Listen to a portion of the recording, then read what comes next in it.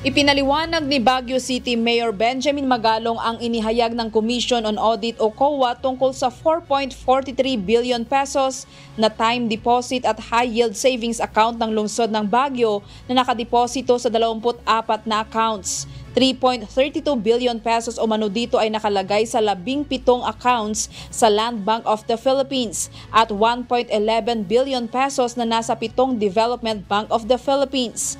Ayon kay Magalong, matagal nang ginagamit ang mga ito upang makalikom ng karagdagang kita para sa lokal na pamahalaan. Hindi mo pwedeng itago yon kasi may paper trail yan eh.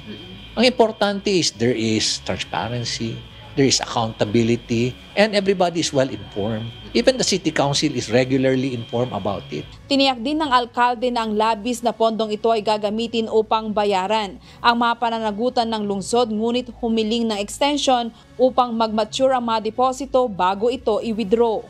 Ang sinabi lang namin sa COA, for the meantime na kinorek nyo kami, pwede bang hintayin lang natin na mag-mature kasi sayang naman. Ang importante kasi is financially stable ka.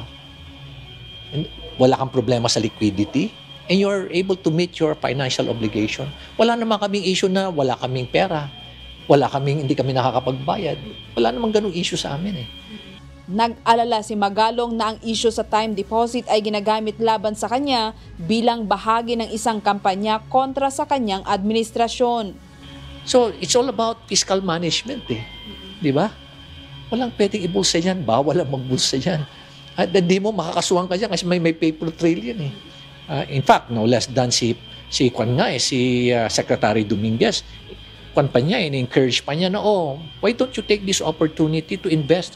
Kung hindi nyo rin lang naman, these are idle funds. Bakit hindi nyo muna invest para kumita?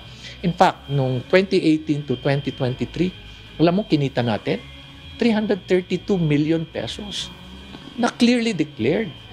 In 2023, kumita pa nga kami ng 75 million. Nadagdag pa uli sa revenue natin.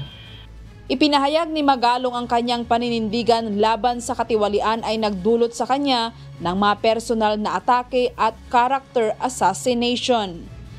Grace Doctolero, humahataw sa balita ngayon.